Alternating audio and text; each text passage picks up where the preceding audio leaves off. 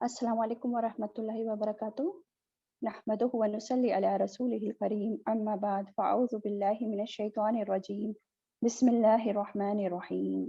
रब्बिश्रह ली सदरी व यस्सिर ली अमरी वहलुल उक़दतम मिन लिसानी यफ़क़हू क़ौली। तो आयत नंबर 234 पर हम आ जाते हैं। वल्लज़ीना युतवफ़्फ़ऊना मिनकुम, और वो जो फौत कर लिए जाते हैं, मिनकुम तुम में से, वयज़रूना, और वो छोड़ जाते हैं, अज़वाजन बीवियाँ, यतरब्बस्ना, वो इंतज़ार में रखें, बिअन्फुसिहिन्ना, अपने आप को, अर्बअत, 4 अशहुर, महीने, व अशरा, और 10 दिन। क्या बताया जा रहा है? 4 महीने 10 दिन। यहाँ पर इद्दत बताई जा रही है उस औरत की जिसका शौहर फौत हो जाए, और ये इद्दत है 4 महीने 10 दिन, और ये गिनती कहाँ से शुरू की जाएगी? लूनार मंथ्स के हिसाब से, चांद के महीने के हिसाब से, है ना? ये नहीं भूलना चाहिए। अच्छा, अब ये इद्दत जो है एक बेवा औरत की, भले ही निकाह के बाद रुखसती हुई है या नहीं हुई है, हर एक के लिए सेम इद्दत है, ठीक है? और इसमें इतना पीरियड रखने का, 4 महीने 10 दिन, इसकी क्या वजह हो सकती है? कई वजूहात हो सकते हैं इसके पीछे अगर हम सोचें तो, है ना? कि इतना ही टाइम क्यों रखा 4 महीने 10 दिन का? देखते हैं क्या-क्या हो सकता है। पहले तो ये बात है कि ये जो पीरियड होता है 4 महीने 10 दिन का, इसमें एक औरत का हमल जो है वो वाज़ेह हो जाता है, पूरी तरह पता चल जाता है, क्योंकि जो 4 महीने 10 दिन होता है, ऑलमोस्ट 16 वीक्स, हम देखते हैं ना 16 वीक्स के बाद जो बच्चे के मूवमेंट्स हैं वो एक मदर उसको फील करने लगती है, तो वो 100% कंफर्म हो जाता है कि वो प्रेगनेंसी है उसको। क्योंकि प्रेगनेंसी अगर है उसको, तो उसकी इद्दत जो है वो बढ़ जाती है जब तक उसकी डिलीवरी ना हो जाए बच्चे की, और उस पीरियड में वो फिर दूसरा निकाह या दूसरी शादी नहीं कर सकती। तो एक तो ये इसका रीज़न हो सकता है। दूसरा ये है कि जब किसी का शौहर फौत होता है ना? तो वो औरत के लिए बहुत ही दुःख और सदमा और गम की हालत होती है, वो जो टाइम होता है। और इस सदमे के असरात को जाते-जाते, उसको कम होते-होते वक़्त लगता है औरत को, और कितना वक़्त लगता है वो अल्लाह ताला से बेहतर तो कोई नहीं जानता। इसलिए अल्लाह ताला ने ये मुद्दत 4 महीने 10 दिन रखी कि इस मुद्दत में औरत का गम हल्का हो जाता है, ठीक है? और इसी वजह से अल्लाह ने मर्दों को पाबंदी भी लगाई है कि इस सदमे के पीरियड में वो प्रपोज़ ना करें, उसको खुल्लम-खुल्ला निकाह का पैगाम ना भेजें इस पीरियड में। क्योंकि एक तो देखें उसका शौहर फ़ौत हुआ होता है, और फिर जल्दी से ही अगर उसके माँ-बाप उसकी दोबारा शादी कर दें या निकाह कर दें, तो एक तो वो बेचारी पहले ही सदमे में होती है, और अब उसको किसी और के साथ रहना पड़े, तो ये उस पर बहुत ही ज़्यादा ज़ुल्म और ज़्यादती की बात होगी। तो इसलिए ये पीरियड रखा रखा गया, है ना? फिर तीसरा रीज़न क्या हो सकता है? कि जब शौहर फ़ौत हो जाता है किसी का, तो जो उसकी वाइफ़ होती है, तो उस पर अच्छी खासी ज़िम्मेदारी आ जाती है। जितने भी उसके फाइनेंशियल मैटर्स होते हैं शौहर के, उनको सॉल्व करना पड़ता है। सारी चीज़ जो है सही से दुरुस्त करके सही रखनी पड़ती है। सारे, अगर किसी का कर्ज़ा है तो उसको देना होता है, बिज़नेस जो है उसको सँभालना होता है, उसकी ज़िम्मेदारी किसी को देनी होती है। प्रॉपर्टी है उसको, उसके मैटर्स सॉल्व करने होते हैं, बैंक अकाउंट वग़ैरह, ये सारी चीज़ें, विरासत की तक़सीम, तो इन सब चीज़ों में वो काफ़ी टाइम लग जाता है, काफ़ी वक़्त चाहिए इन सब चीज़ों के लिए। तो ऐसा नहीं अल्लाह ताला ने करा कि हाँ, बीच में ही छोड़ दो ये सारे मामलात और फिर कहीं और चली जाए औरत, ऐसा नहीं। पहले एक फ़रीज़े को पूरा करे, फिर वो औरत दूसरी ज़िम्मेदारी उठाए, है ना? इसलिए भी ये टाइम है इद्दत का। तो देखिए कितनी सारी हमें इसके पीछे रीज़न समझ आ रही हैं, और इस सब में अल्लाह ताला की हिकमत है। अल्लाह ताला के हर फ़ैसला जो होता है, अल्लाह की हिकमत पर होता है। उसे मालूम है कौन-सी चीज़ क्या सही है इंसान के लिए, उसी हिसाब से अल्लाह ताला ने हुक्म भी दिए हैं। और इन्हीं हुक्मों को हमें मानना चाहिए हमारी बेहतरी के लिए, है ना? और इससे रिलेटेड अगर हम और देखें कि बेवा की इद्दत के मामले में, तो इस इद्दत के दौरान खाली ये नहीं कि इंसान जो, वो औरत जो है निकाह ना करे, उसके साथ और भी कुछ बातें उसको बताई गई हैं, जैसे कि उसे ज़ेबो-ज़ीनत जो है वो इख्तियार नहीं करनी है, उससे रोका गया है। मेकअप वगैरह, जैसे ज़ेवर वगैरह पहन के अपने आप को सजाना-संवारना, खुशबू लगाना, ये सब मना किया गया है। साफ-सुथरे कपड़े पहने, अच्छे से नहाए-धोए, कंघी करे, ये सब अलाउड है, यानी कि मारूफ तरीके से रहे, उसमें कोई हर्ज नहीं है। लेकिन ज़ीनत इख्तियार करने को मना किया गया है, क्योंकि देखें ना, ज़ीनत किसके लिए इख्तियार की जाती है? औरत को क्या हुक्म है? अपने शौहर के लिए ज़ीनत इख्तियार करे। अब जब शौहर चला गया है, तो उससे रोका गया है, ठीक है? और क्या है कि जब वो इद्दत का पीरियड उसका चल रहा है बेवा औरत का, तो वो घर से ना निकले। लेकिन घर से क्या मतलब, उसमें ये हुक्म है कि जिस घर में वो रह रही थी, मतलब अपने शौहर के घर में, उस घर से ना निकले इद्दत के पीरियड, उसी घर में रह के वो इद्दत पूरी करे, है ना? ایسا کیوں ہے؟ کیونکہ اس میں بھی بڑی حکمت ہے، کیونکہ جس گھر میں وہ اپنے ہسبینڈ اور بچوں کے ساتھ رہ رہی تھی، اب ایک دم سے اس کا شوہر فوت ہو گیا اور اس کو اتنا بڑا صدمہ لگا، تو اس گھر میں اس کی یادیں ہوتی ہیں، اس کے احساسات جڑے ہوتے ہیں اس عورت کے، ہے نا؟ تو اگر اس کو بول دیا جائے نہیں اب تم چلی جاؤ یہاں سے، اب تمہارا شوہر نہیں ہے، تو کتنا بڑا ظلم ہوگا اس عورت پہ. تو اللہ تعالیٰ نے اس عورت کے اس حق کو پروٹیکٹ کیا ہے. کتنا بڑا رحم کیا اللہ تعالیٰ نے، ہے نا؟ اچھا، کیا بالکل ہی نہ نکلے گھر سے عورت پھر؟ نہیں، ایسا نہیں ہے. ضرورت کے تحت جو ہے عورت نکل سکتی ہے گھر سے باہر. اور یہ صحیح حدیث سے ہمیں پتہ بھی چلتا ہے کہ نبی صلی اللہ علیہ وسلم کے زمانے میں عورتوں کو ضرورت کے تحت گھر سے نکلنے کی اجازت دی تھی انہوں نے، ہے نا؟ اب مان لو کوئی ضرورت پڑ گئی، جیسے ڈاکٹر کا اپائنٹمنٹ ہے یا پھر بینک میں جانے کی ضرورت پڑ رہی ہے، اب شوہر فوت ہوا ہے تو اتنے سارے معاملے ہوتے ہیں، یا کورٹ میں جانے کا کوئی پہلے سے چل رہا ہے معاملہ، تو وہ سب تو مس نہیں کیا جا سکتا نا. یا پھر جیسے بچوں کے لیے کوئی اور کام کرنے والا نہیں ہے، ضروریات ان کا سامان خریدنا، اسکول لانا لے جانا، جو بھی، اگر کوئی اور نہیں ہے گھر میں تو پھر ماں کو تو یہ سب کام کرنے پڑیں گے، سب ضروری کام ہے. تو یہ سب کام کر سکتی ہے لیکن حدود میں رہ کے، اب احتیاط کرتے ہوئے، ہے نا؟ اسی طرح اگر کوئی جاب کر رہی ہے وہ، تو دیکھا جائے گا کہ جیسے کسی ایسے کنٹری میں وہ جاب کر رہی ہے جہاں پہ اس کو بیوہ ہونے کے بینیفٹس ملتے ہیں، ہے نا؟ تو پھر وہ جاب نہ کرے، اپنی عدت گھر میں رہ کے جو ہے پوری کرے، کیونکہ ایسے کنٹریز میں کیا ہوتا ہے پھر اس وقت میں اس کی پوری تنخواہ اس کو دے دی جاتی ہے، وہ جو 4 مہینے 10 دن کا پیریڈ ہوتا ہے. لیکن مان لو کوئی نہیں ہے اور کوئی کما کر لانے والا اور ایسے کوئی اس کو بینیفٹس بھی نہیں مل رہے ہیں، تو گھر کیسے چلے گا؟ پھر تو اس کو جانا پڑے گا اپنے کام کے لیے. تو ایسے کیسز میں وہ حدود میں رہ کر اپنے کام پر جا سکتی ہے نا؟ اور یہ بات ہمیں ڈفرینٹ حدیث سے بھی پتہ چلتی ہے کہ یہ الاؤڈ ہے اس طرح سے. لیکن کیا الاؤڈ نہیں ہے؟ ترمذی کی جو روایت سے ہمیں پتہ چلتا ہے کہ جب ایک عورت نے نبی صلی اللہ علیہ وسلم سے میکے جانے کی اجازت مانگی تھی کہ اپنی ماں کے گھر، ماں باپ کے گھر چلی جائے اس عدت کو پوری کرنے کے لیے، تو اس کو منع کر دیا گیا تھا. اس کو کہا تھا کہ تم اسی گھر میں رہو جہاں تمہارے شوہر کی وفات ہوئی ہے، یہاں تک کہ تمہاری عدت پوری ہو جائے. تو اس سے کیا پتہ چل رہا ہے کہ شوہر کے گھر میں رہ کر ہی اسے اپنی عدت پوری کرنی چاہیے، ہے نا؟ اس گھر سے نہیں نکلنا چاہیے. اور ہم جو دیکھ رہے تھے کہ کس کیسز میں وہ نکل سکتی ہے. مان لو وہ کوئی اسٹوڈنٹ ہے نا، ینگ ایج میں بھی ایسے ہو جاتا ہے. تو اگر اسٹوڈنٹ ہے اور وہ کلاسز نہیں چھوڑ سکتی، مشکل ہو جائے گی، اس کا خراب ہو جائے گا سال، یا امتحان سر پر ہے یا آخری سیمسٹر چل رہا ہے، تو اس کو اپنی تعلیم نہیں چھوڑنی، گھر پر نہیں بیٹھنا، ہے نا؟ اس کو اپنی تعلیم پوری کرنی ہے کیونکہ اس کی ضرورت ہے. اسی طرح کوئی ٹیچر ہے اور اس کے نہ جانے سے جو ہے اسٹوڈنٹس کا کافی نقصان کا اندیشہ ہے، تو پھر وہ جائے اور اپنے حدوں میں رہ کے، اچھے سے پردے میں رہ کے اپنا کام پورا کرے. ٹھیک ہے؟ اچھا، یہ مینلی جو عدت کا پیریڈ ہے، صرف ہم یہ نہ سوچیں کہ صرف جو ہے جوان عورتوں کے لیے، یہ ہر عورت جس کا جو ہے ہسبینڈ فوت ہو جاتا ہے اس کو کرنی ہوتی ہے، بھلے ہی وہ کم عمر کی ہو یا بوڑھی عورت ہو یا جوان ہو، ہر عمر کے لیے ہے یہ، سب کے لیے 4 مہینے 10 دن، ہے نا؟ بھلے ہی رخصتی ہوئی ہے یا نہیں ہوئی ہے، تو 4 مہینے یہ 10 دن سب کے لیے ہے. صرف حاملہ عورت کی عدت جو ہوتی ہے اس کے بچے کی ڈیلیوری تک ہوتی ہے. ٹھیک ہے؟ اچھا، اب آگے کیا بتایا جا رہا ہے اسی میں؟ فَإِذَا بَلَغْنَا، پھر جب وہ پہنچیں، أَجَلَهُنَّ، اپنی عدت کو، پھر جب وہ پہنچیں اپنی عدت کو، فَلَا جُنَاحَ، تو نہیں کوئی گناہ، علیکم، تم پر، فیما، اس میں جو، فعلنا، وہ کریں، فی انفسہن، اپنی نفسوں کے بارے میں، بالمعروف، معروف طریقے سے. کیا بتایا جا رہا ہے کہ جب ان کی عدت پوری ہو جائے تو تم پر کوئی گناہ نہیں ہے. تم پر مطلب یہاں مراد ہے ولی، جو عورت کے ولی ہوتے ہیں نا، باپا، ان کے باپ ہیں، چچا ہیں، جو فادر کی طرف سے ریلیشن شپ ہے نا، تو تم پر کوئی گناہ نہیں ہے کہ جو وہ عورت کرے اپنی نفسوں کے بارے میں معروف طریقے سے. کیا سمجھ میں آیا اس میں؟ کہ جو بیوہ عورت ہوتی ہے، اللہ تعالیٰ نے اس کو اپنا فیصلہ، اپنے بارے میں فیصلہ کرنے کا خود اختیار دیا ہے، کمپیئر ٹو ایک کنواری لڑکی، ہے نا؟ کنواری لڑکی خود پہ خود سارے فیصلے اپنے بارے میں نہیں کرے گی کہ خود جا کے لڑکا ڈھونڈ لیا، خود جا کے سب کر لیا، ہے نا؟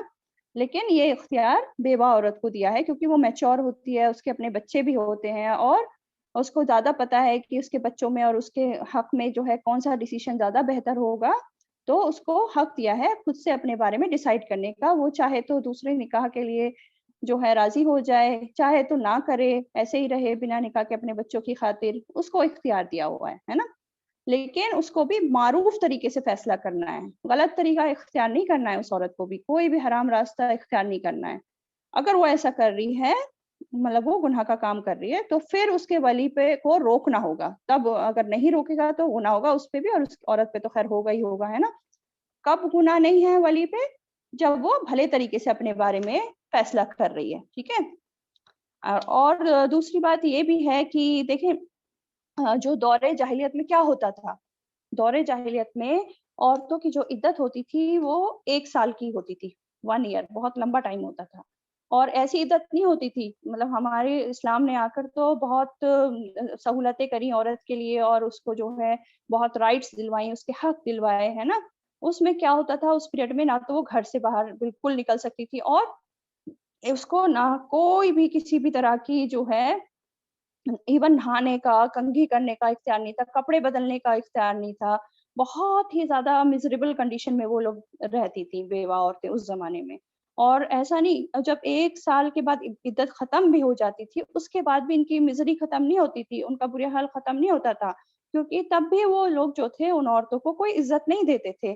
ان کو بھی ایسے ہی سوچتے تھے جیسے وہ آدمی وراثت کا مال چھوڑ کے گیا ہے، ان کو بھی اسی کی طرح ایک وراثت کا مال کا حصہ ہی سمجھتے تھے. اور زبردستی کسی سے شادی کر دی جاتی تھی یا ایسے ہی، مطلب اس کو کوئی حق نہیں دیا جاتا تھا، کوئی بھی اس کے رائٹس نہیں تھے دور جاہلیت میں. لیکن اللہ تعالیٰ نے آ کے اس کو، جب اسلام آیا اللہ تعالیٰ نے اس کو اس کے رائٹس دلائے عورت کو. ٹھیک ہے. تو اس آیت میں عورت کو اتنی جو زیادتیاں اس پہ ہو رہی تھی اس سے نجات دلائی اللہ تعالیٰ نے، یہ ہمیں پتہ چل رہا ہے. اور اس کو آزادی بھی دی جا رہی ہے کہ خود کے بارے میں وہ خود فیصلہ کرے، ہے نا.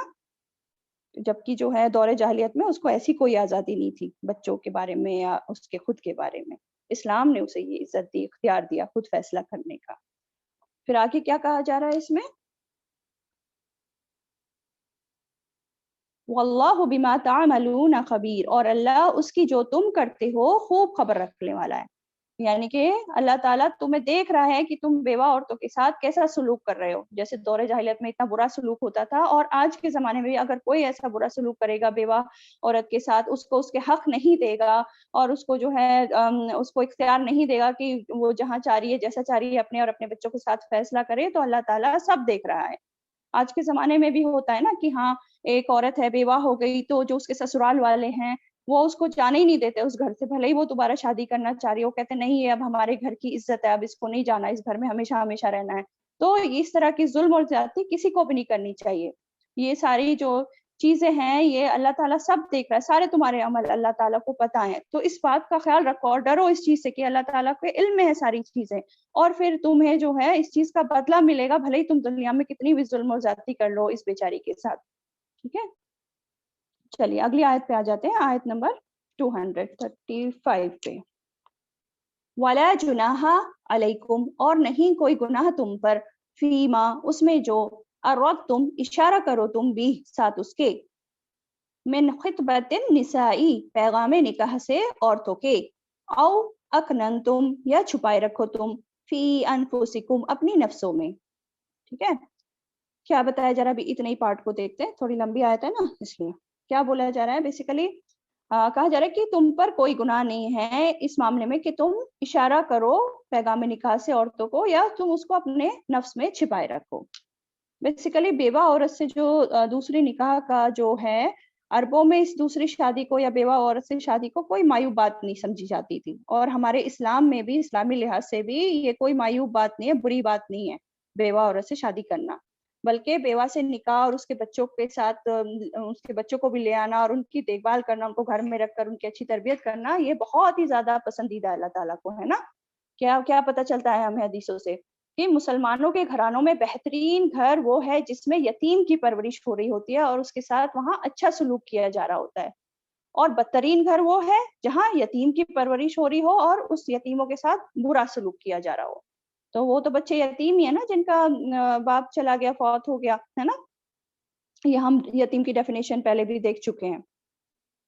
تو کیا ہے کہ بیوہ عورتوں سے نکاح تو پسندیدہ ہے، لیکن اس میں بھی اللہ تعالیٰ نے کچھ پابندیاں بتائی گئی ہیں جو اس آیت سے ہمیں پتہ چلی ہیں کہ عدت کے دوران نکاح نہیں ہو سکتا. ایک تو یہ بات ہے، لیکن کیا ہے کہ اشارے سے تم اس عورت کو خبر بھجوا سکتے ہو.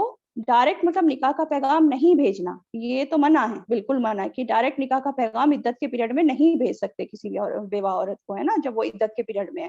لیکن ہاں اشارے سے اگر تم کچھ اس کو کہلوانا چاہو کسی اور عورت کے ذریعے کہ ہاں جب تمہاری عدت پوری ہو جائے گی تو فلاں تم سے جو ہے بات کرنا چاہتا ہے کسی معاملے میں، اس طرح سے مطلب گول مول اشارہ کر کے اس کو تم تھوڑا اشارتاً بتا سکتے ہو، یا اگر تم اس کو چھپائے رکھو ابھی فی الحال جب تک عدت پوری نہ ہو جائے تو یہ بھی کر سکتے ہو، دونوں چیزیں ہیں نا۔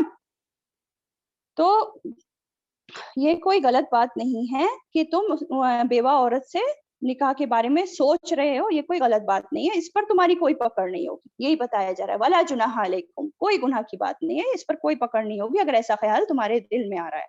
آگے کیا کہا جا رہا ہے، عَلِمَ اللَّهُ، جانتا ہے اللہ، انکم کہ بے شک تم ستذکرونہن، ضرور تم ذکر کرو گے ان کا، ولیکن اور لیکن لا تعادیہن، نہ تم وعدہ لو ان سے، سرن چھپ کر، الا مگر ان تقولو یہ کہ تم کہو، قولا بات، معروفہ بھلی، یعنی کہ اللہ تعالیٰ کو تو سب پتا ہے، سب معلوم ہے کہ تمہارے ایسی جو عورت بیوہ ہو جاتی ہے کہ اس کے بارے میں تم سوچو گے، اس کا ذکر بھی کبھی کرو گے کہ ہاں تمہاری خواہش ہے اس سے نکاح کے بارے میں، اپنی رغبت کا اظہار کرو گے، ہے نا، اور ایسی خواہش کا اظہار کرنا کوئی گناہ بھی نہیں ہے، اس کا ذکر بھی کر دینا، اور ذکر میں ہم پہلے دیکھ چکے ہیں ذکر میں کیا ہوتا ہے، یا تو دلی دل میں سوچنا، دلی دل میں یاد کرنا، یا زبان سے بھی اظہار کر دینا، تو دونوں ہی کیس میں پکڑ نہیں ہے اس آدمی کی اگر وہ اس طرح کرے، ہے نا۔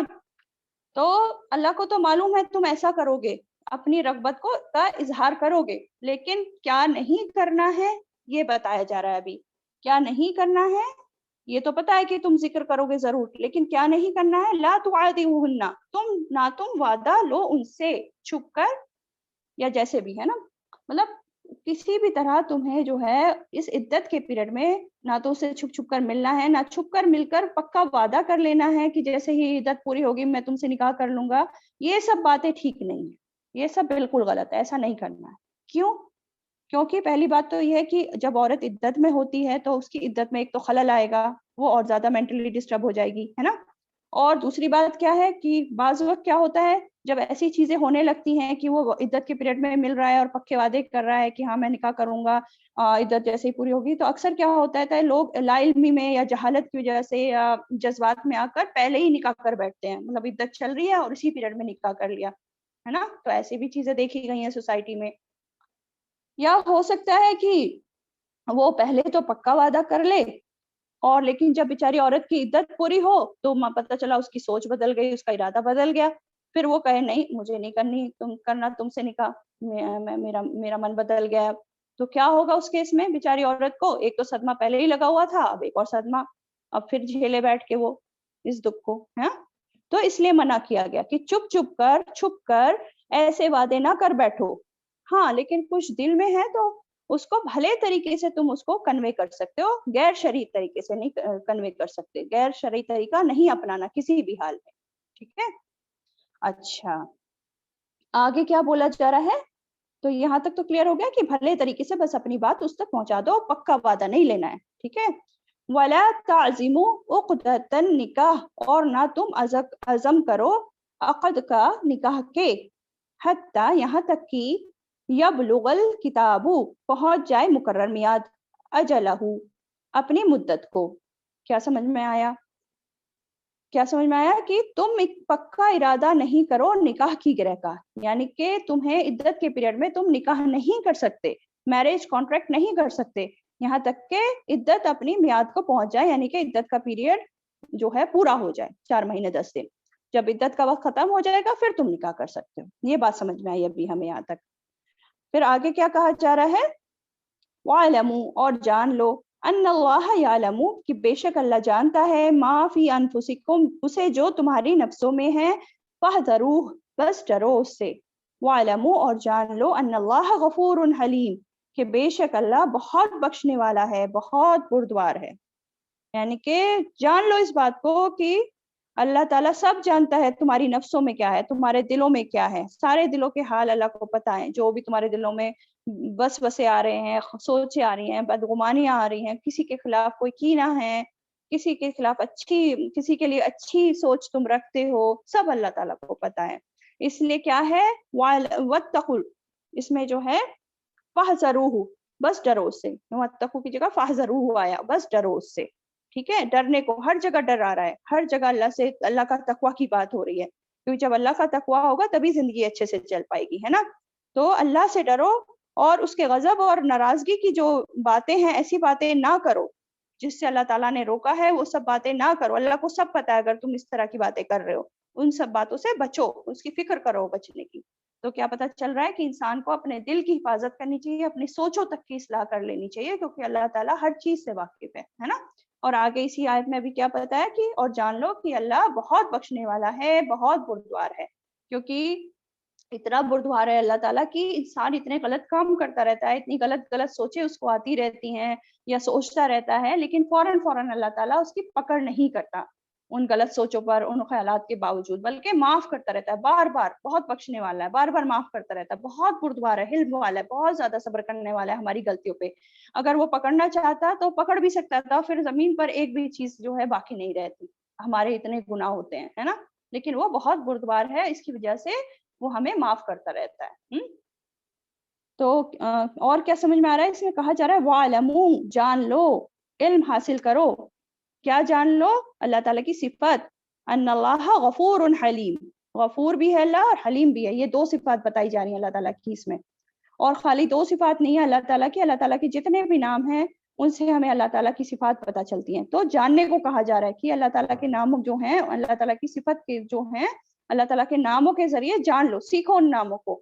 جب ہم سیکھیں گے, اللہ تعالیٰ کے بارے میں جانیں گے, تو اللہ تعالیٰ کی معرفت ہوگی, اللہ تعالیٰ کی پہچان ہوگی ہمیں, اور اس کے ذریعے پھر ہمارا اللہ تعالیٰ سے تعلق جو ہے اور مضبوط ہوگا, ہے نا. اللہ تعالیٰ کی جب محبت بڑھ جائے گی, اس کے بارے میں ہم جان لیں گے, تو تعلق بھی مضبوط ہوگا, اور اس کے حکم پر عمل کرنا بھی ہمارے لیے پھر آسان ہو جائے گا, بہت آسان ہو جائے گا پھر دین کو فالو کرنا. کیونکہ جس سے محبت ہوتی ہے, جس کے بارے میں ہم اچھے سے جانتے ہیں کہ اتنی بڑی بادشاہت ہے اور سب کچھ اسی وہی دے رہا ہے, اسی نے ہمیں بنایا ہے, سب کچھ اسی کا ہے, تو پھر کیا مشکل اس کے حکم ماننے میں, ہے نا. اور اسی نے بھیجا ہے اس دنیا میں, اور اسی کی طرف ہمیں لوٹ کے جانا ہے. تو کتنی آسانی ہو جائے گی اگر ہم پورا جو ہے معرفت لے لیں اللہ تعالیٰ کے بارے میں. اور جس سے محبت کرتا ہے انسان, پھر اس کی بات بھی مانتا ہے, اس میں کوئی مشکل ہی نہیں ہوتی ہے. ٹھیک ہے. اچھا, اور یہ چیز, ایک اور چیز جو تھی کہ یہ ہم پہلے بھی شاید دیکھ چکے ہیں کہ خیالات کے بارے میں, کہ جو خیالات آتے جاتے رہتے ہیں انسان کے دل و دماغ میں, تو اگر وہ ان کو اگنور کرتا رہتا ہے تو اس پر پکڑ نہیں ہوتی, ہے نا. لیکن جب وہ اصرار کرتا ہے, پکا ارادہ کرتا ہے کسی کے ساتھ برا کرنے کا, ہے نا, ان خیالات کو وہ جو ہے پکا ارادہ کر لیتا ہے کہ میں یہ برا کروں گا کسی کے ساتھ, یا پھر اپنی بری خیالات کو, بدگمانیوں کو کسی اور کے ساتھ ڈسکس کرنا شروع کر دیتا ہے, یعنی کہ غیبت کرنا شروع کر دیتا ہے, اور اس سے کیا ہوتا ہے, پھر فتنہ فساد پھیل جاتا ہے.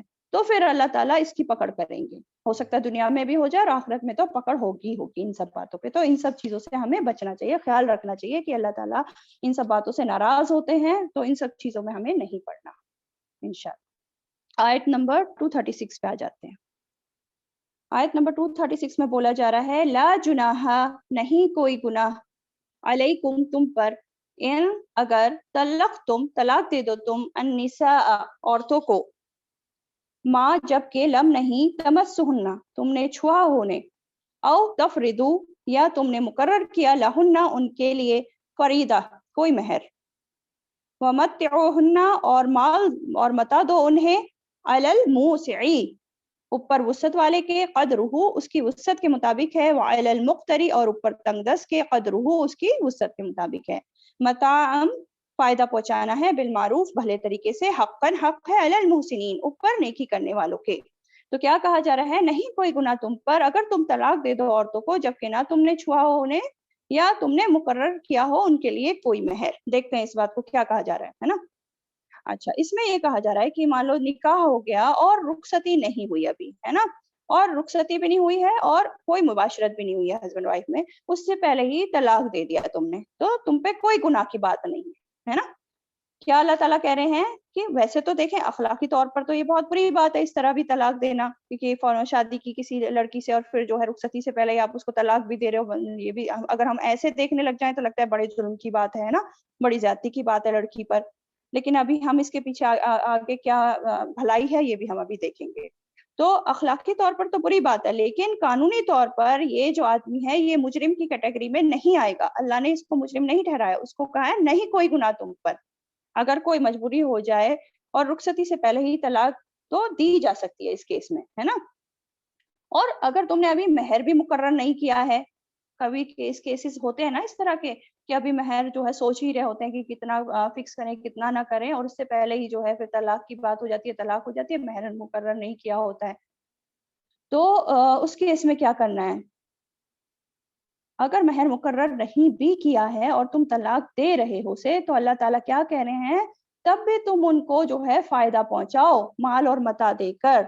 وَمَتِّعُوهُنَّ، مال اور متاع دو انہیں اگر مہر بھی فکس نہیں ہوا ہے کچھ. کیوں؟ کیونکہ آپ دیکھیں نا، ایک عورت کا نکاح ہوا ہے تو بہرحال جو ہے اس عورت کا نقصان تو پہنچا ہی ہے نا. اس کو ایک جب اس کا ڈائیورس ہوگا تو اس کو ایک صدمہ تو پہنچے گا ہی، نکاح ہونے ہو کے جب ڈائیورس ہو رہا ہے تو، کیونکہ اس کا ایک آدمی کے ساتھ نام جڑ گیا اور اب جو ہے فوراً جو ہے اب نام اس سے ڈسکنیکٹ بھی ہو رہا ہے، تو نقصان تو ہو ہی رہا ہے اس عورت کو. تو اس نقصان کی بھرپائی کرنے کے لیے اللہ تعالیٰ کیا کہہ رہے ہیں؟ فَمَتِّعُوهُنَّ، ان کو فائدہ پہنچاؤ کچھ بھی دے کر، کچھ بھی مال اور متاع دے کر. اور کتنا مال اور متاع دینا ہے اس کی حد مقرر نہیں کی گئی، فکس نہیں کیا گیا اس بات کو. کیوں؟ کیونکہ وسعت کے اوپر ہے. یہ جو بات آ رہی ہے نا، عَلَى الْمُوسِعِ قَدْرُهُ وَعَلَى الْمُقْتَرِ قَدْرُهُ، یعنی کہ وسعت والے کے اوپر اس کی وسعت کے مطابق، اور تنگ دست جو ہوتا ہے، جو غریب ہوتا ہے، اس کو اس کی وسعت کے مطابق، ہے نا. کوئی اگر بہت امیر ہے، بڑے کاروبار ہے، اس کا بزنس چل رہے ہیں بڑے بڑے، یا اچھی جاب میں ہے، تو اپنی حیثیت کے مطابق وہ بڑی چیز بھی دے سکتا ہے نا. اور اگر تنگ دست ہے تو کم چیز دے کر بھی اپنی حیثیت کے مطابق اس کو چھوڑ سکتا ہے. لیکن فائدہ پہنچانا ہے بھلے طریقے سے، یعنی کہ وسعت تو زیادہ کیا، تھوڑا بہت دے کے بس کر دیا معاملہ ختم، ایسا نہیں کرنا ہے. تو ہم دیکھ رہے ہیں، دیکھیں اللہ تعالیٰ نے عورت کو ہر حال میں اس کے حقوق دلوائے ہیں، ہے نا. اور یہ جو بات ہو رہی تھی کہ یہ ذاتی کی بات ہے کہ نکاح ہوا اور فوراً ہی جو ہے رخصتی سے پہلے طلاق ہو گئی اور پھر بھی جو ہے کوئی گناہ نہیں ہے اس آدمی پر، تو دیکھیں اس کو دوسری طرح سے سوچے اس بات کو کہ کیوں گناہ نہیں ہے. ایک تو یہ سچویشن ہو سکتی تھی، ایک تو یہ سچویشن ہے جو اللہ تعالیٰ نے بتا دی کہ ہاں کوئی گناہ نہیں ہے. اگر ایسا کچھ سچویشن آ گئی ہے، کوئی مجبوری ہو گئی ہے اس آدمی کو، تو وہ اس کو نکاح کے بعد بھی، رخصتی سے پہلے بھی طلاق دے سکتا ہے نا. اور دوسرا یہ ہے کہ طلاق تو وہ دینا چاہ رہا ہے، کوئی وجہ اس طرح کی ہو گئی، بڑی وجہ کہ اس کا یا تو من بدل گیا، یا لڑکی اس کو مطلب جو بھی کوئی بھی وجہ ہو سکتی ہے، کوئی لڑائی جھگڑا ہو گیا گھر والوں کے بیچ، کوئی بیڈ فیلنگ آ گئی یا کچھ بھی، یا اس کو کوئی اور لڑکی پسند آ گئی تو وہ اس لڑکی کی رخصتی نہیں کرانا چاہ رہا، کچھ بھی ہو سکتا ہے نا. لیکن اگر اس کو بولا جائے کہ جبرن تمہیں اب رہنا ہی رہنا ہے اس کے ساتھ، یا تم کو اس لڑکی کو رکھنا ہی رکھنا ہے جبرن، ہے نا، تو کیا ہوگا؟ وہ ہو سکتا ہے اس وقت پریشر میں آ کر جو ہے اس کو اس کی رخصتی کرا لے، لیکن بعد میں کیا ہوگا؟ گھروں میں فساد ہی ہوگا. نہ تو وہ عورت ہی خوش رہے گی کبھی، اس کی وائف، اور نہ ہی وہ آدمی کبھی خوش رہے گا، اور گھر والوں میں بھی پھر جھگڑے فساد ہوتے رہیں گے، اور بعد میں پھر اور زیادہ پریشانیاں اور مصیبتیں لوگوں کو اٹھانی پڑ سکتی ہیں. ابھی تو چھوٹی مصیبت ہے، چلو طلاق ہو گئی، لڑکی آ گئی، دوبارہ شادی ہو جائے گی، ہے نا، ہے یہ بھی پریشانی کی بات ہے، لیکن بعد میں اور بڑی پریشانیاں آئیں گی اس لڑکی کے سامنے، اور ہو سکتا ہے پھر بچے بھی ہو جائیں، اور بڑی بڑی باتیں ہو جائیں، اور بڑی پریشانیاں خرابیاں آئیں زندگی میں. تو بڑی خرابی سے بچنے کے لیے چھوٹی چیز اللہ تعالیٰ نے اجازت دے دی کہ کوئی گناہ نہیں ہے. ٹھیک ہے، جبر کرنا ٹھیک نہیں ہے. شروع میں کوشش کریں اصلاح کرنے کی، فوراً یہ نہیں کہ لڑکے نے کہا کہ نہیں مجھے تو طلاق دینی ہے تو فوراً بس طلاق دلوا دی، نہیں. کوشش کرو اصلاح کرنے کی، لڑکے کو سمجھانے کی. اگر پھر بھی نہیں بات بن رہی ہے تو پھر جبر نہیں کرنا چاہیے، پھر طلاق ہونے دینا چاہیے، ہے نا. اور اگرچہ وہ لڑکی ابھی تمہارے گھر رخصت ہو کر نہیں آئی ہے، پھر بھی اس کو فائدہ پہنچانا ہے، متاع مال دے کر. اب متاع جو ہے، فائدہ جو ہوتا ہے، پرانے زمانے میں جیسے دلوایا کرتے تھے، جیسے خادم ہیں، غلام ہیں، یہ سب ہوتے تھے، اونٹ ہیں، درہم ہیں، یہ ساری چیزیں اس دور کا مال و متاع کہلایا جاتا تھا. اس کے مطابق لوگ دیتے تھے اگر ایسا ہوتا تھا تو. اسی طرح آج کے دور میں دیکھ لیجئے، جو بھی مال و متاع کی چیزیں لوگ سمجھتے ہیں، گھر باہر، جیسے گاڑی ہے یا پھر بینک بیلنس ہے، جو بھی ہے، تو اچھے بھلے طریقے سے وہ لڑکا دے، اسے معروف طریقے سے دے.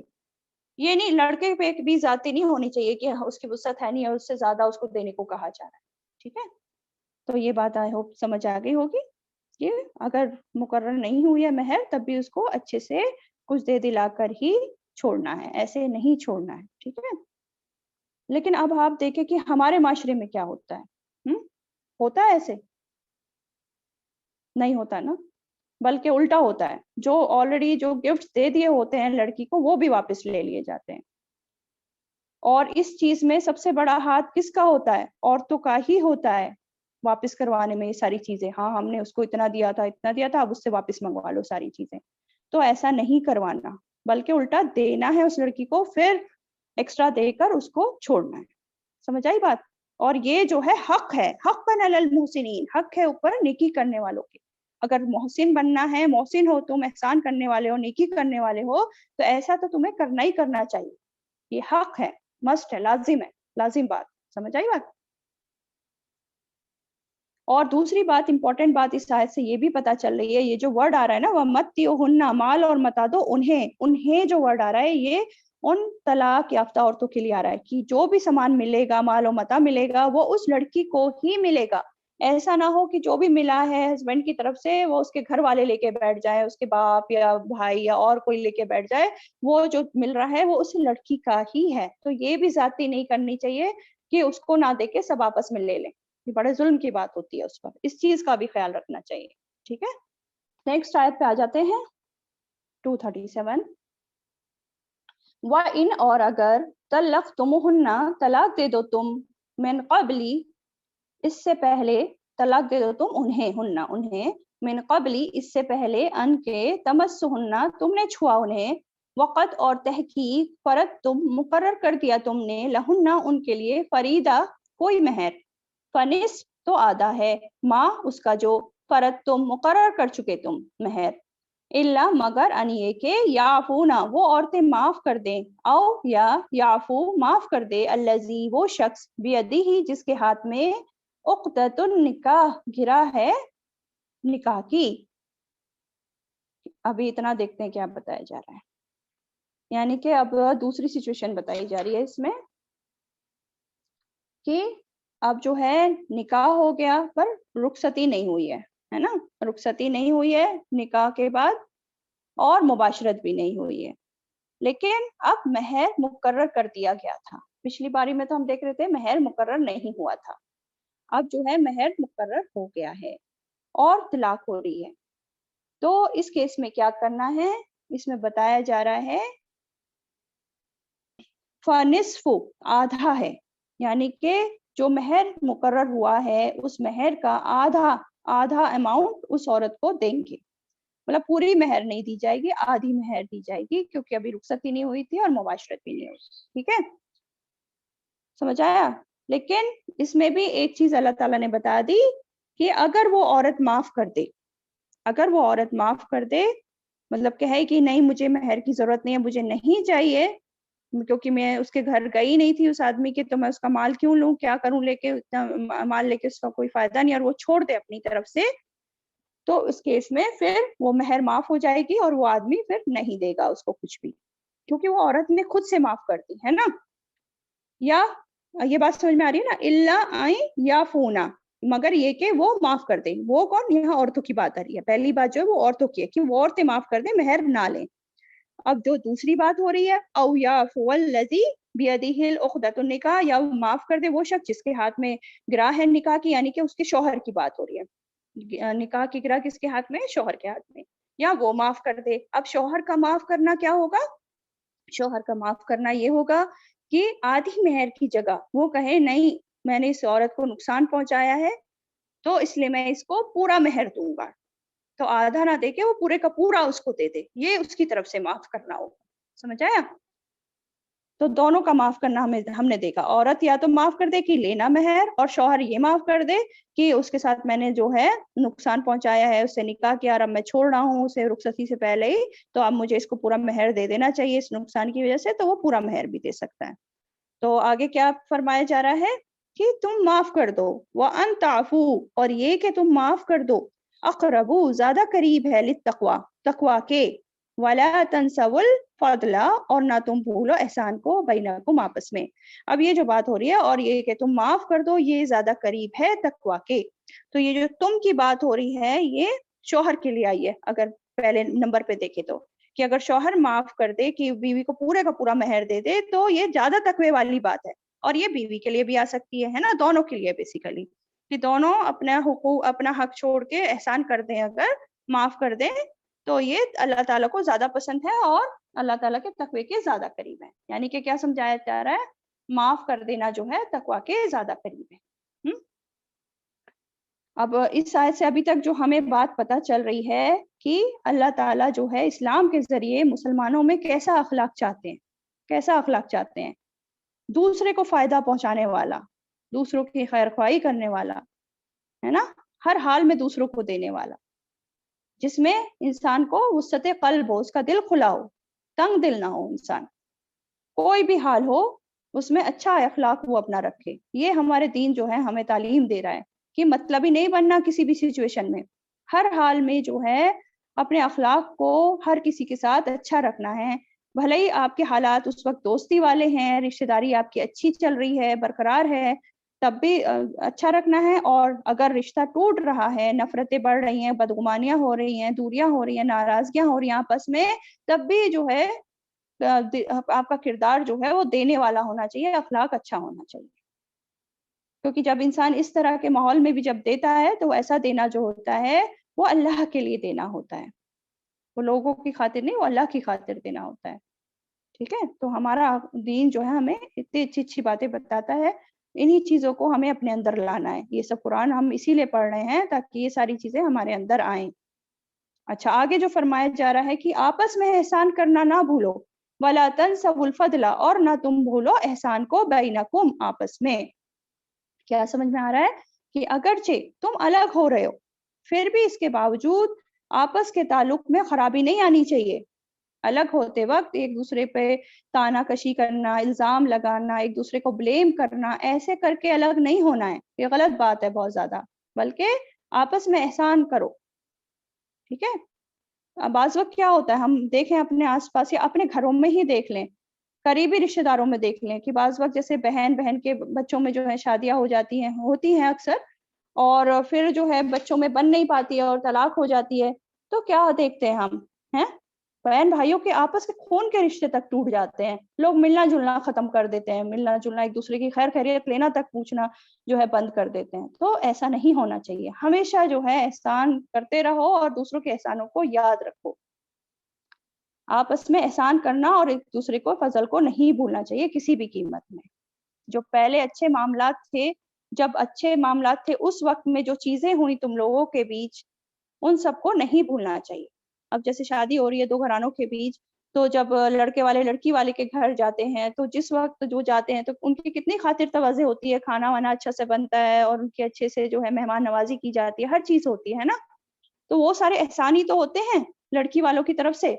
اور اسی طرح جب لڑکے والے گئے وہاں اور لڑکی کو دیکھا اور اپنے لڑکے کے لیے چوز کیا، تو یہ بھی ایک احسان ہوتا ہے لڑکے والوں کی طرف سے کہ ہاں اتنی ساری لڑکیاں تھیں اور آپ کی لڑکی کو چوز کیا.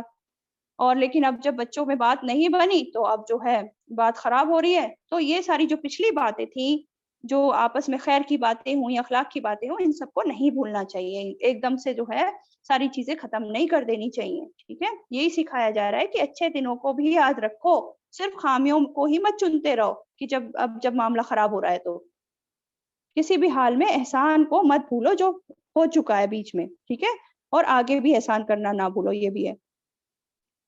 لیکن ہمارا حال کیا ہوتا ہے، اپنے اوپر غور کریں، ہم سب، میں بھی اور آپ بھی، ہم کیا کرتے ہیں، ہم سارے احسان بھول جاتے ہیں. ذرا سی کسی کی طرف سے کوئی پریشانی ہوتی ہے فوراً سارے احسان بھول جاتے ہیں، صرف اس کی برائیاں یاد رہتی ہیں جو ایک دو برائی اس نے ہمارے ساتھ کر دی.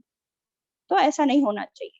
اور یہ جو رول ہے یہ ساری خالی صرف شادی بیاہ کے معاملے میں جو بات ہو رہی ہے اس آیت میں، اس سے ریلیٹڈ نہیں. اگر اس رول کو ہم اپنی جنرل لائف میں بھی اپلائی کر لیں تو یہ جو ہماری زندگی اتنی مشکل ہم نے بنائی ہوئی ہے خود سے، یہ بہت زیادہ آسان ہو جائے گی انشاءاللہ. کیونکہ ہم دیکھیں کہ ہر کوئی اتنا برا نہیں ہوتا ہے. ہماری زندگی جو چل رہی ہے، لوگوں کے ساتھ معاملات ہو رہے ہیں، اگر کوئی شخص برا بھی ہے اس میں ہزار کمیاں بھی ہیں، لیکن دو تین اچھائیاں ضرور ہوں گی. تو ہمیں اس کے اچھائیوں کی طرف بھی دیکھنا چاہیے، خالی کمی اس کی کمیوں کو نہیں دیکھتے رہنا چاہیے. وہ ایسا نہیں وہ ہمیشہ ہمیں دکھ ہی پہنچاتا ہے، وہ اس نے ہمیں جو بھی جس طرح بھی ہمارے اوپر احسان کیا، ہمارے لیے بھلائی کی، اس کو بھی یاد رکھنا چاہیے. کیونکہ کچھ نہ کچھ وے میں انسان ہمارے اوپر احسان ضرور کر رہا ہوتا ہے. ایسا نہیں ہے کہ کوئی ہمارے اوپر ہمیشہ بس برائی کر رہا ہوتا ہے. ہمارے رشتے داروں میں, ہمارے معاملات جس سے بھی ہو رہا ہے, احسان کر رہا ہوتا ہے ایک انسان دوسرے پہ ہمیشہ. ہم بھی کر رہے ہوتے ہیں, دوسرا بھی ہم پہ کر رہا ہوتا ہے. ٹھیک ہے, تو یہاں پہ یہی بتایا جا رہا ہے کہ انسان کو ان جو خوبیاں ہیں اس دوسرے انسان میں, اس کو یاد رکھنا چاہیے, اس کی اچھی باتوں کو بھی یاد رکھنا چاہیے. ہم جو عورتیں ہیں, ہم کیا کرتے ہیں, اسپیشلی ہم عورتوں کی بات اب دیکھیں تو ہم لوگ زیادہ فکروں میں اور پریشانیوں میں رہتے ہیں. اور یہ وجہ یہی ہے کہ ہم فضل جو یہ ورڈ یوز ہو رہا ہے اس آیت میں, اس کو تو بھول جاتے ہیں اور صرف دکھ والی باتوں کو دل سے لگا کے بیٹھ جاتے ہیں. تو دوسروں کے احسانوں کو بھول جانا اور اس کی تکلیفوں کو یاد رکھنا, یہ اللہ کو بھی ناپسند ہے اور ہمارے لیے بھی بڑی مصیبت کی بات. ٹھیک ہے, اگر ہم صرف نیگیٹو باتوں میں ڈوب کر رہیں گے, دوسرے کے دیے ہوئے دکھ اور پریشانیوں میں ڈوب کر رہیں گے, صرف انہی کے بارے میں سوچتے رہیں گے, تو کبھی خوش نہیں رہ پائیں گے اپنی زندگی میں. جو باقی نعمتیں اللہ نے دی ہیں وہ بھی ہم انجوائے نہیں کر پائیں گے, صرف ان ایک دو دکھوں کی وجہ سے, اگر ہم ان سے باہر نہیں نکلے تو. اور اسپیشلی ہم عورتیں جو جذباتی ہوتی ہیں, ہمارے ایٹیٹیوڈ میں ساری چیزیں زیادہ پائی جاتی ہیں, اور اسی وجہ سے عورتیں ڈپریشن کا شکار بھی زیادہ ہوتی ہیں. ہر چیز میں نیگیٹیوٹی, ہر چیز میں نیگیٹیوٹی, ایسا نہیں کرنا ہے.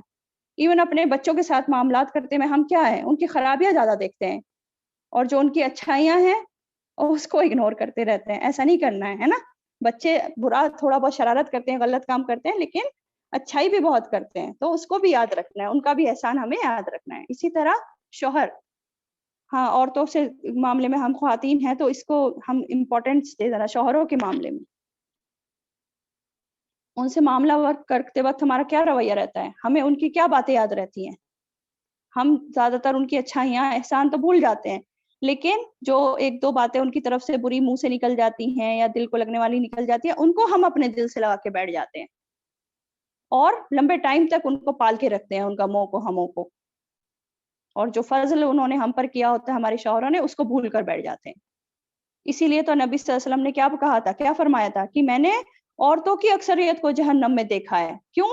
شوہروں کی ناشکری کی وجہ سے. استغفر اللہ. دیکھیں اللہ تعالیٰ بچائے ہمیں اس ایٹیٹیوڈ سے اور ان حرکتوں سے جو عورتیں کرتی ہیں. زیادہ تر ہمیں شکر گزار ہونا چاہیے اپنے شوہروں کا, وہ اتنا کچھ ہمارے لیے کرتے ہیں, دن رات گھر سے باہر جو ہے محنت کر کے جو ہے کما کر لاتے ہیں ہماری ضرورتیں پوری کرنے کے, ہر چیز, اور ہم ایک چھوٹی سی بات پر منہ پھلا کے ناراض ہو کے بیٹھ جاتے ہیں. ایسا نہیں کرنا ہے, ان کے احسانوں کو یاد رکھنا ہے, وہ اتنا کچھ ہمارے لیے کر رہے ہیں. اور کیا کہا جا رہا ہے, وَلَا تَنْسَوُا الْفَضْلَ, یعنی کہ اس میں دو چیزیں آ گئی. کسی کا ایک تو احسان نہ بھولو, جو دوسرے لوگ ہم پر احسان کر رہے ہیں اس کو یاد رکھو, اور آئندہ بھی دوسروں کے ساتھ احسان کرنا نہ بھولو, یعنی کہ ہم بھی دوسروں پر احسان کرتے رہیں. دونوں چیزیں ہیں نا, دونوں کام آئیں گے. دوسروں کا احسان بھی نہیں بھولنا ہے, اور آگے ہمیں ایسا نہیں کہ عزم کر کے بیٹھ جائیں کہ اس نے تو ہمارے ساتھ برا کیا اور اب ہم تو اس کے ساتھ کوئی بھلائی نہیں کریں گے. کرنی ہے بھلائی, کیونکہ اللہ ساتھ اس کے جو تم عمل کرتے ہو اسے دیکھ رہا ہے. ان اللہ بما تعملون بصیر, بے شک اللہ اسے جو تم عمل کرتے ہو خوب دیکھنے والا ہے. یعنی کہ تم اپنی طرف سے احسان کرو, پوری کوشش کرو اچھا کرنے کی, بھلے ہی سامنے والا تم سے منہ موڑ رہا ہے, تمہارے ساتھ برا کر رہا ہے, اچھا رویہ نہیں رکھ رہا ہے, لیکن اس کی ان سب تمام باتوں کو معاف کرتے رہو, اور اللہ کی خاطر تم احسان کرتے رہو اس کے ساتھ, کیونکہ اللہ قدردانی کرے گا تمہارے احسان کرنے کی, ان نیک عملوں کی, بھلے ہی وہ سامنے والا انسان قدردانی نہیں کر رہا ہو. تو اللہ کی خاطر کریں ہم جو بھی کریں, اسی میں ہمارا فائدہ ہے نا. اور حدیث سے بھی ہمیں پتہ چلتا ہے, ایک صحیح بخاری کی حدیث ہے, رحم اللہ عبدن سمحن اذا باع سمحن اذا اشترى سمحن اذا اقتدى, یعنی کہ اللہ اس بندے پر رحم فرمائے جو سخی ہے, بہت کھلے دل کا ہے جب وہ بیچتا ہے, اور سخی ہے جب وہ فروخت کرتا ہے, یعنی کہ وہ بہت کھلے دل والا ہے جب وہ خرید و فروخت کرتا ہے, اس کا یہ مطلب ہے. اور کھلے دل والا ہے جب وہ فیصلہ کرتا ہے, یعنی کہ جب کسی سے بھی وہ معاملہ کرتا ہے تو کھلے دل والا ہوتا ہے, یعنی کہ حسن اخلاق ہوتا ہے, حسن معاملہ کرتا ہے ہر کسی سے. ایسے لوگوں پر ہی اللہ تعالیٰ کا رحم ہوتا ہے.